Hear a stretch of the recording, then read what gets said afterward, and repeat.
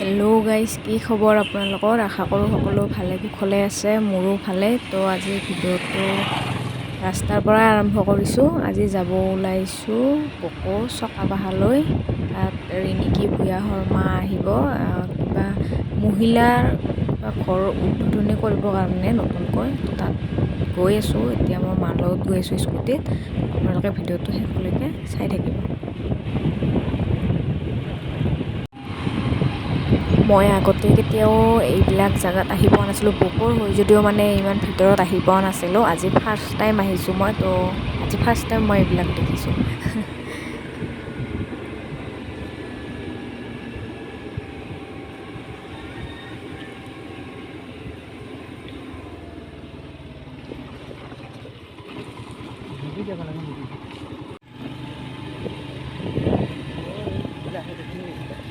কি আহিছে নেকি এতিয়া?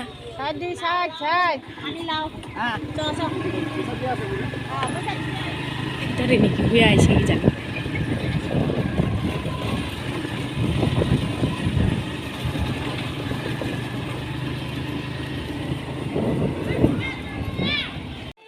এতিয়া মই আহি পালোঁ এইখিনি জেগাত। এতিয়ালৈকে ৰিণিকী ভূঞা আহি পোৱা নাই, অলপ দেৰি হ'ব আহি পাওঁতে।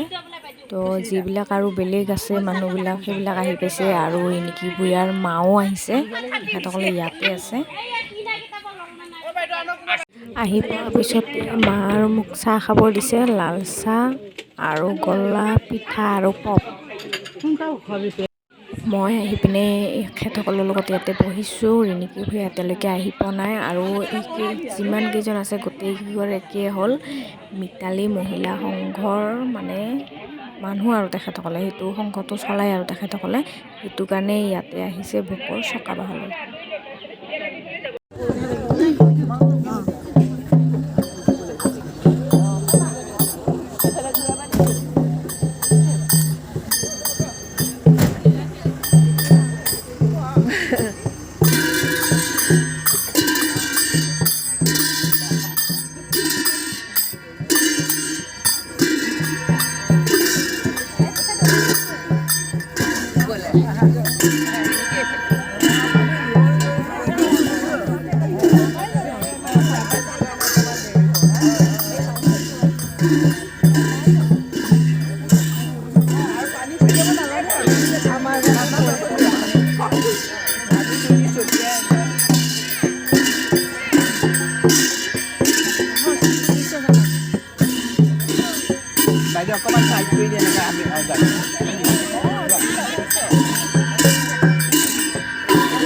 তেখেতে আহি পালে, আহি পিনি এতিয়া ফিতা কাটিব গৈছে। সেইটো ঘৰত মানে শিপিনীৰ কাম কৰিব, গামোচা চামোচা বব। তো এইটো কাৰণে উদ্বোধনী কৰিলে আজি এইটো ঘৰটো। তো ৰিণিকী ভূঞা শৰ্মাই সেইটো ঘৰটো ফিতা কাটিলে আজি।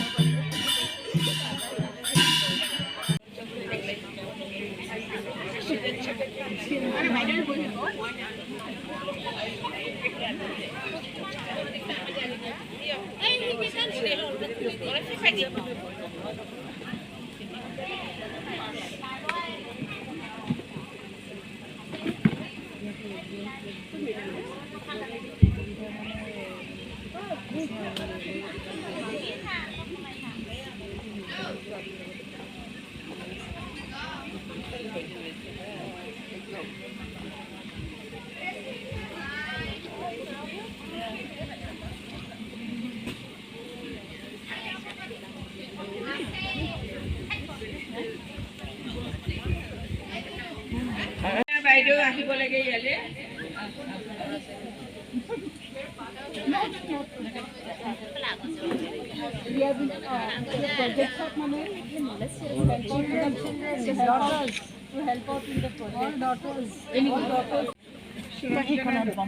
মই এনেই নামবিলাক কৈ দিছোঁ, মই ডেজিগনেশ্যনটো কোৱা নাই, নামবিলাক কৈ দিছোঁ।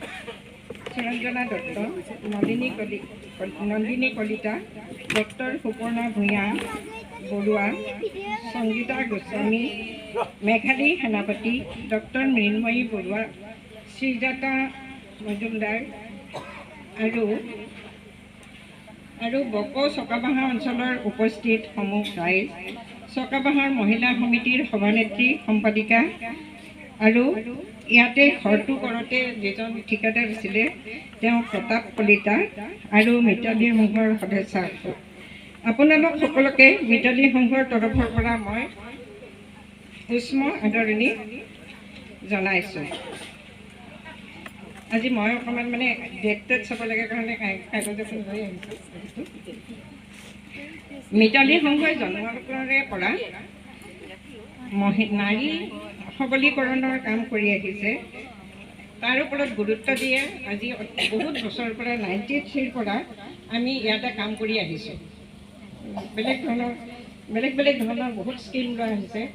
আমাৰ মিতালী সংঘৰ কাম হৈছে চৰকাৰে কিবা এটা স্কিম উলিয়ালে মহিলাৰ কাৰণে যদি গাঁৱৰ কাৰণে যদি কিবা স্কিম উলিয়ায় সেইটো আমি খা খবৰ কৰি যোগাযোগ কৰি দিয়াটোৱে আমাৰ কাম। তেওঁলোকৰ লগত যোগাযোগ কৰি যি সহায় কৰিব লাগে সেই সহায়টো আমি কৰি দিওঁ। তেনেকুৱা ধৰণৰ কাম আমি বহুত বছৰে 93ৰ পৰাই কৰি আহিছোঁ। 93ৰ পৰা এইবোৰ কামত মানে আমি লাগি আছোঁ এতিয়ালৈকে দেই। 93ৰ পৰা এতিয়ালৈকে আমি কামবিলাক কৰি আছোঁ। যিমান এতিয়ালৈকে জনকল্যাণমূলক যিমান কাম আছে চব কামতে আমি হেৰি কৰিছোঁ, চেষ্টা কৰিছোঁ। কিমানখিনি সফল হৈছোঁ নাজানো, কিছুমান সফল হৈছোঁ, বিফল হৈছোঁ। তথাপি আপোনালোকে চবেই কিনিব লাগে। তেনেকুৱা পঢ়িছিলে নহয়, মই পেপাৰত পঢ়িছিলোঁ এটা আঁচনি। আজি মই সেইটোকে কৈছোঁ যে যদি আমি ইয়াতে কাপোৰ ব'ব পাৰোঁ, গামোচা ব'ব পাৰোঁ, তেতিয়াহ'লে আমাৰ আৰু বহুত ভাল কাম এটা সেইটো চেষ্টা কৰিব পাৰি নেকি। আজি আমাৰ ছোৱালীসকলে আহিছে, এইবিলাক আমাৰেই ছোৱালী, ইহঁতে গোটেইবিলাকে লগ হৈ কথাটো পাতিব আৰু ইমান গোটেইকেইজনী ইমানেই ভাল। মই ঠিক ডেজিগনেশ্যনটো ক'ব নোৱাৰোঁ যদিও গোটেইবিলাক উচ্চ শিক্ষিত, কৰ্মদক্ষ, সাহসী, উৎসাহী, ইচ্ছা কৰিলে বহুত কাম কৰে আৰু সমাজসেৱিকা, সমাজৰ কাম ৰিণিকীটো সমাজৰ কাম কৰিয়ে থাকে আৰু বাকীবিলাকৰ যিমানখিনি পাৰে তেওঁলোকে সমাজৰ কাম কৰে। সকলোকে নমস্কাৰ। আজি ইয়াত মিতালী সংঘ আজি সদায় ধৰা নতুন বুলি নহয়, আজি সৰুৰ পৰাই মাহঁতৰ লগত হাতত ধৰি আহি সদায় মিতালী সংঘ ক্লাবত বহা বা লগে লগে তাতে গৰিমা আণ্টি আজি আমাৰ মাজত নাই, তথাপিও নাচ শিকা বহুখিনি স্মৃতি আজি মিতালী সংঘৰ লগত জড়িত হৈ আছে। আৰু ইয়াত যেতিয়া মায়ে ক'লে যে এই বকুৰ এই যিখন আপোনালোকে 93ত যিখন এডপ্ট কৰিছিলে সেই তাৰে এতিয়া কিছু ক'ভিডৰ পিছত বহু ৰিজনছৰ কাৰণে ৰখি যাব লগা হ'ল বা বিভিন্ন ধৰণৰ অসুবিধাৰ সন্মুখীন যিখিনি আপোনালোকে কৰিছে।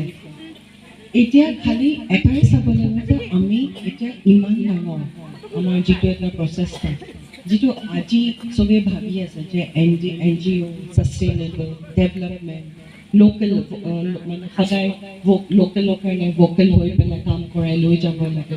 কিন্তু এই কনচেপ্টটো মিতালী সংঘই আজি বহু বছৰ আগতে লৈ পেলাই 93ৰ পৰা আগুৱাই আহি আছে। আৰু এতিয়া যেতিয়া আণ্টি কৈ আছিলে তেতিয়া শুনি আছিলোঁ যে হালধি ইয়াতে খেতি, তাৰপিছত শালখিনি, কিন্তু কিছু বহু বাধা বিঘিনি অহাৰ কাৰণে আৰু আপোনালোকৰ যিহেতু ফেচিলিটেটৰ হিচাপে ইয়াতে আপোনালোকে গোটেই অঞ্চলৰ মানুহখিনি এটা নিজৰ জীৱিকা অৰ্জন কৰিবৰ কাৰণে এটা সুবিধা দিছিলে।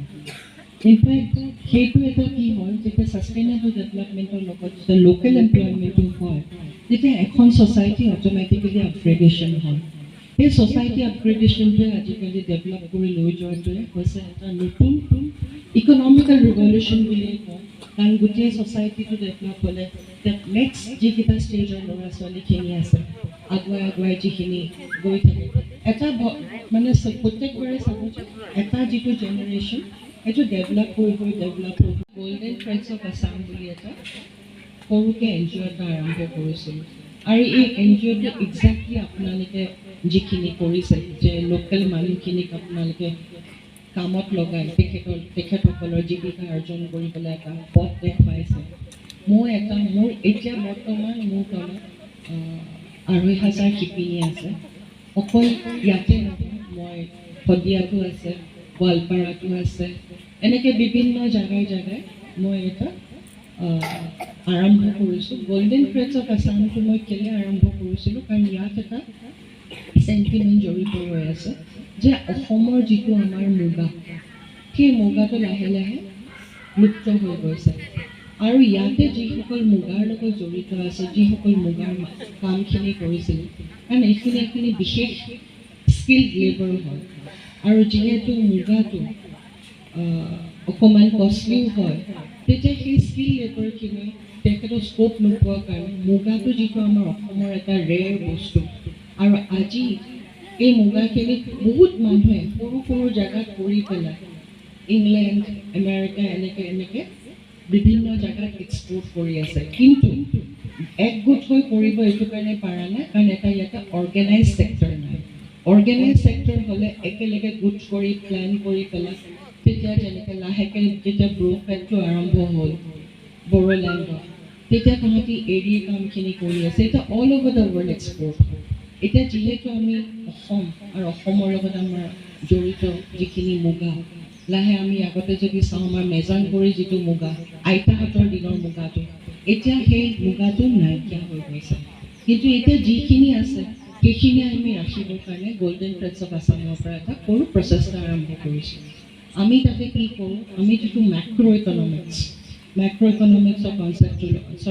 ইকনমিক্সৰ কনচেপ্টটো লৈছোঁ, যে আমি গোটেই মহিলাখিনি এই এৰিয়াৰ অঞ্চলৰ আমি গোটাই লৈ পেলাই আমি গভৰ্ণমেণ্টৰ ডিপাৰ্টমেণ্টৰ পৰা আমি গোটেইখিনিকে ট্ৰেইনিং কৰিবলৈ এটা ব্যৱস্থা কৰিব পাৰিম, যাতে এই যিটো আমাৰ প্ৰচেছ এইখিনি এটা আৰম্ভণি হৈ যায়।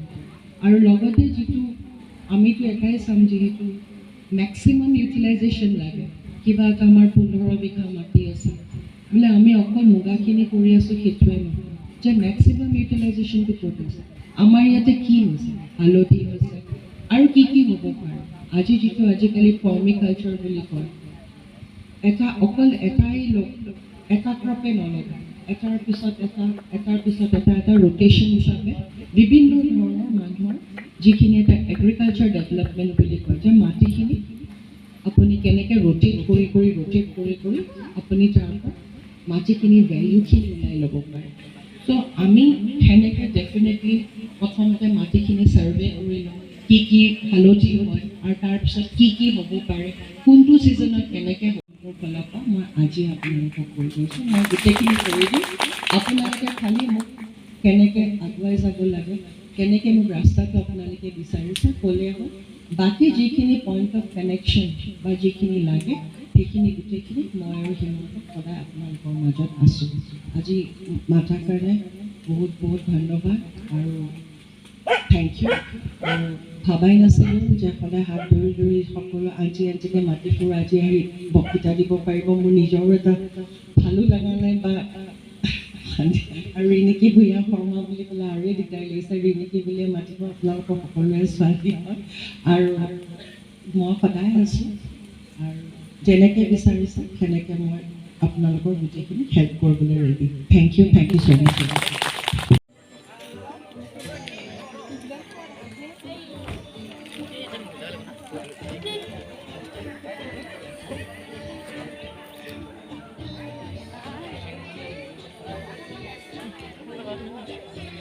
এতিয়া ভাষণ শেষ হ'ল। ভাষণ শেষ হোৱাৰ পিছত তেখেতসকলক গোটেইবিলাককে ভাত খাবৰ কাৰণে লৈ গৈছে আৰু তেখেতসকলৰ ভাত খোৱা হোৱাৰ পিছত আমিও ভাত খাম আৰু।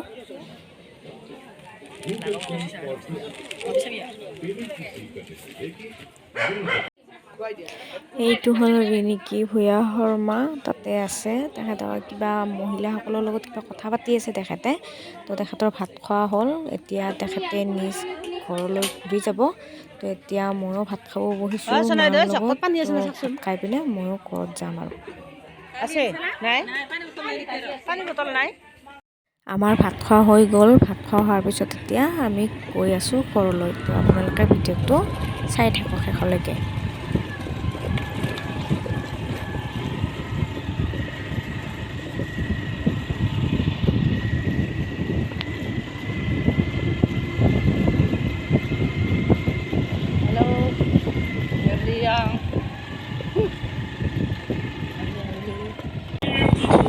प्यार करने के लिए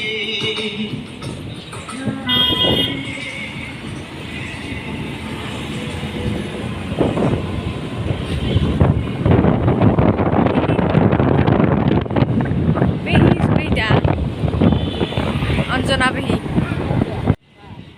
তাৰ ধৰ্মেন্দ্ৰ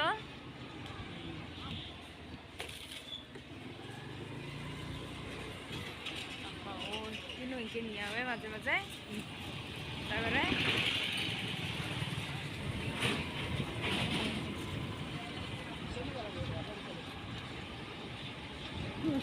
কি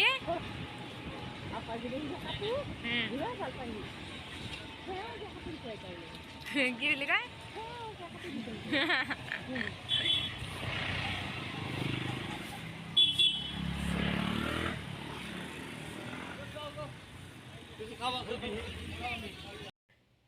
মই এতিয়া ঘৰ আহি পালোঁ ঘৰ আহি পিনে ফ্ৰেছ হৈ ল'লোঁ বহুত ভাগৰ লাগিছে আজি তো আজিৰ যদি ভিডিঅ'টো চাই ভাল পালে আপোনালোকে তেতিয়াহ'লে লাইক কমেণ্ট শ্বেয়াৰ আৰু ছাবস্ক্ৰাইব কৰি দিব নাপাহৰিব তো আজিলৈ বাই বাই